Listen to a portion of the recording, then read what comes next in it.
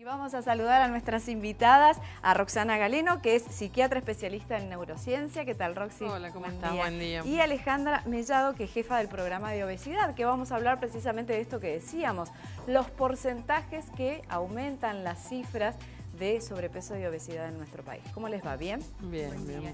Bueno, es lo que decíamos con Mario. Bueno, vos sos especialista en neurociencias y está comprobado que hay alimentos que alteran el funcionamiento de nuestro cerebro. Cuando hablamos de esto, ¿a qué nos referimos, Roxy? Mira, hay una cosa fundamental que ya desde el 2005 empiezan las investigaciones en seres humanos a demostrar que los alimentos ricos en hidratos de carbono, sobre todo azúcares y los refinados, digamos, como las harinas, y la mezcla con las grasas, hace que se active un circuito a nivel neuronal que se llama circuito de recompensa, que es el circuito de gratificación. La adicción. Ese circuito es el que te hace que, como decían recién, ante un alimento uno lo vea y no puedas dejar de comer, no puedas abstenerte a comerlo. Claro. Y cuando empezás a comerlo, no podés parar de comerlo. Hay por que ejemplo, resistirse. ¿Cómo podemos sí, hacer? pero es difícil porque desarrollás el cerebro que desarrolla la adicción, empieza con una cosa que se llama craving en inglés, que significa la necesidad imperiosa de comer, de seguir comiendo. Nadie que se come una tortita puede comerse media tortita o un cuarto de tortita y digo acaparo. Si no te la terminás, ¿sí? Si no te la terminás, y sí. Y si muchas veces no comes una, comes dos y comes tres tortitas. Esa es la persona que desarrolla la adicción en su cerebro. Le pasan ese tipo de cosas. Por eso es que perdón, empieza a engordar y no puede parar a pesar de que sabe de que le puede hacer mal a la salud, de que se puede morir, de que se puede infartar, de que puede tener el colesterol alto, que es catastrófico para el ser humano en realidad, pero sin embargo se sigue aumentando y eso es por este mecanismo que se produce a nivel neuronal. Y otra cosa que pasa con este tipo de alimento es que nosotros tenemos en nuestra corteza órbitofrontal, que es la que está encima de las órbitas en la frente, que es quien controla nuestros impulsos. Entonces, ¿qué es lo que pasa con este tipo de alimentación? Este circuito está debilitado, entonces todo el impulso que te viene del circuito de recompensa no lo podés inhibir con la corteza frontal, que es la que te dice, esto sí lo podés hacer y esto no. En este momento no. Hay una explicación entonces. Por supuesto, hay una explicación científica muy importante. Hay muchos trabajos. ¿Te parece que veamos cuál es la lista de estos alimentos en el cual que vos decís que se tornan adictivos y muchas veces, bueno, no sabemos qué hacer, no nos podemos resistir? Y lo vemos en la siguiente placa. Estamos hablando de una serie de alimentos que son los alimentos fritos, azúcar añadido, la comida rápida, los alimentos procesados, las grasas trans, la fructosa, la cafeína, la sal. Y entonces nosotros decimos, ¿por qué esta lista nos daña? Porque nos altera. Porque actúa sobre el sistema de recompensa. Cuando decís las comidas rápidas, en realidad es porque a las comidas rápidas se le agregan saborizantes que son adictivos para el cerebro humano. Se le agrega azúcar, se le agrega sal a muchísimas comidas, justamente para que empiece a activar el circuito adictivo que hace que uno no pueda parar de comer. Claro. Y cuando uno come, tenés desde que se produce la distensión del estómago hasta que llega la señal de saciedad al cerebro, pasan 20 minutos.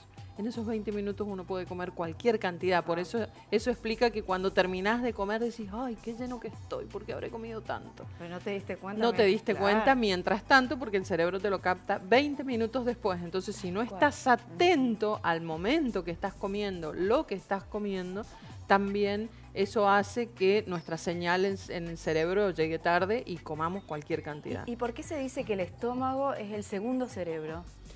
En realidad, más que el estómago, es el aparato digestivo. Ahora, ¿no? Es el aparato digestivo.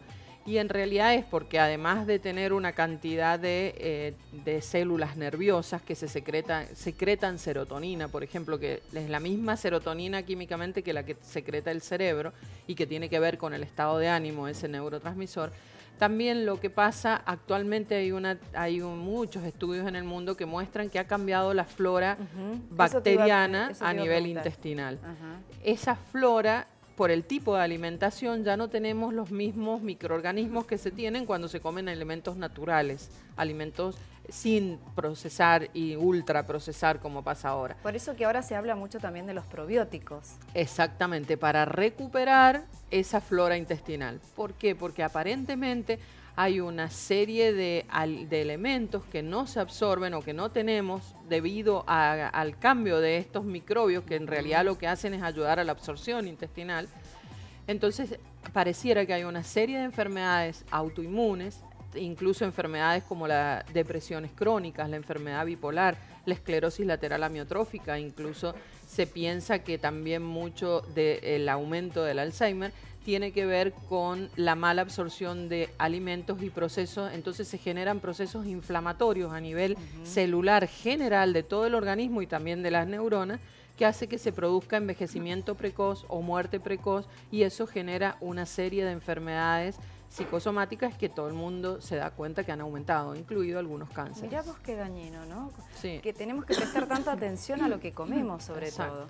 Antes de hablar con Alejandra, me gustaría repasar las estadísticas acerca de la obesidad y el sobrepeso en los adultos, como así también en los niños. Y bueno, y existe una explicación, lo que está hablando Roxana, a este incremento de sobrepeso y obesidad. Y lo vemos allí en las placas. Decimos que el 60% de los adultos en la Argentina tiene sobrepeso y obesidad. De este, el 20% sobrepeso y el 40% obesidad. Y si vamos a Mendoza, según los datos del programa Aprender con Salud, el 40% de los niños tiene sobrepeso y obesidad. De estos, el 18% sobrepeso y el 22% obesidad. Bueno, Alejandra, ¿podemos hacer una diferenciación cuando hablamos de sobrepeso y de obesidad?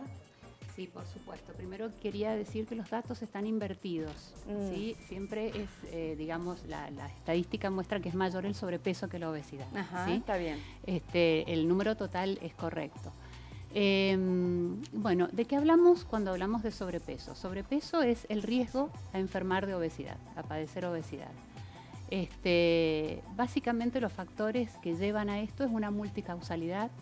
Uno de esos factores tiene que ver con la alimentación inadecuada y específicamente lo que acaba de explicar muy bien Roxana Galeno, pero depende de muchísimos factores medioambientales que propician este incremento. Hablamos de sobrepeso cuando el índice entre el peso y la talla da 25. ¿Y cómo lo calculamos? ¿Cómo lo calculamos, Tomamos Ale? nuestro peso, lo dividimos por la talla y luego lo volvemos a dividir por la talla. ¿Y ¿sí? la talla cuál es? Para que sepa La estatura, ¿sí? La Bien. estatura que uno tiene. Entonces, esta fórmula da un índice. Cuando ese índice da igual o mayor a 25, ya empezamos en una escalada de sobrepeso. Y el sobrepeso es la antesala de la obesidad si no atendemos a tiempo la forma en que nos alimentamos, la forma en que nos movemos, Claro. y también la forma en que manejamos el estrés. Porque también Es se ha identificado en los últimos estudios que el estrés tiene un factor también relevante en la incidencia del sobrepeso y obesidad. Ahora bien, cuando hablamos de obesidad, cuando al hacer este cálculo el índice da de 30 o más, ¿sí? Y ahí ya podemos hablar de obesidad grado 1, grado 2 u obesidad mórbida, ¿sí? La obesidad mórbida es cuando ese índice es igual o superior a 40. Entonces, Y está asociado esto, obviamente, a enfermedades. exactamente. La obesidad es una enfermedad en sí misma. Esto ya fue declarado así por la Organización Mundial de la Salud. Y que es una por lo epidemia. cual es una pandemia, no es un problema estético, es una enfermedad y constituye principal factor de riesgo para el desarrollo de otras enfermedades asociadas, como la hipertensión, enfermedades cardiovasculares, insulinoresistencia, diabetes y un sinnúmero, una lista enorme de enfermedades asociadas. Ale, hace 2 años más o menos que estamos hablando, que es los 3 años que las cifras aumentan. Bueno, ¿cómo concientizar entonces? Bueno, básicamente el arduo trabajo, ¿no?, que debe ser intersectorial, y en esto nuestro consejo asesor del programa de obesidad nos ayuda en esto, porque podemos llegar a través de diferentes instituciones de carácter público y privado con este mensaje a la población. ¿Cuál es el mensaje? Que necesitamos generar entornos saludables. alimentarnos preferentemente con comida casera, ¿sí? Por las razones que explicaba Roxana, ¿sí? Porque los productos procesados traen todo este tipo de aditivos, ¿sí? Que además de no aportar nutrientes, tienen muy bajo poder saciógeno, es decir, no podemos parar de comer cuando empezamos a comer, no nos saciamos, ¿sí? Al contrario, cada vez queremos más. Por otro lado, hidratarnos adecuadamente. El agua es tan importante. Exactamente. Principal fuente de hidratación, el agua. Y en ¿Se puede reemplazar con, por ejemplo, con mate o con té, o tiene que ser agua? A ver, agua potable. La recomendación son 8 vasos de agua por día, ¿sí? En los niños puede ser de 6 a 8, depende de la edad, el peso corporal, ¿sí? Pero es agua. Las demás infusiones son un complemento y con esto, por supuesto, atender muy bien con qué se las acompaña, ¿sí? Seguro. Si es azucarada, esto no sería adecuado. Entonces, esto es principalmente el mensaje que llevamos. Una alimentación casera, con un incremento de consumo de frutas y verduras, una hidratación con agua y mantener una vida físicamente activa. Son los pilares fundamentales. Bien. Bueno, entonces nos quedamos con este mensaje, Ale. Tener una vida saludable, hacer actividad física, volver a los orígenes, a la comida casera, porque esto, como decía Roxy, la vida actual nos lleva a consumir este tipo de alimentos y pasa esto, ¿no? Lo que vos decías, alteración que se produce en el funcionamiento de nuestro cerebro y precisamente llegamos a este aumento de incrementos del sobrepeso y obesidad, que como dijiste vos, Ale, ya es una pandemia a nivel mundial y bueno, y la Argentina está entre uno de los países latinoamericanos donde mayor sobrepeso y obesidad tiene, ¿no? Sí, entonces, lamentablemente encabezamos, pero es una situación que estamos viviendo como humanidad, ¿sí? El ser humano ha cambiado sus hábitos y estamos viendo después de décadas, porque en las últimas 2 décadas se ha más que duplicado el sobrepeso en el mundo, estamos viendo que no ha sido favorable y que tenemos que revertir. Tenemos que revertir. Dos puntos que son importantes también para que la gente conozca, que el tema del estrés, como dijo Alejandra, es muy importante y existen factores biológicos que explican que también cambia el funcionamiento neuronal, y el tema del sueño, que acá no lo hemos nombrado, que en los últimos 10 años la humanidad duerme 2 horas menos y también afecta porque cambia las hormonas, cambia la secreción de las hormonas que actúan sobre el control del apetito. Tal cual. Bueno, chicas, gracias. Gracias a ustedes. Es importantísimo poder difundir y llegar a todos los hogares con este mensaje. Gracias.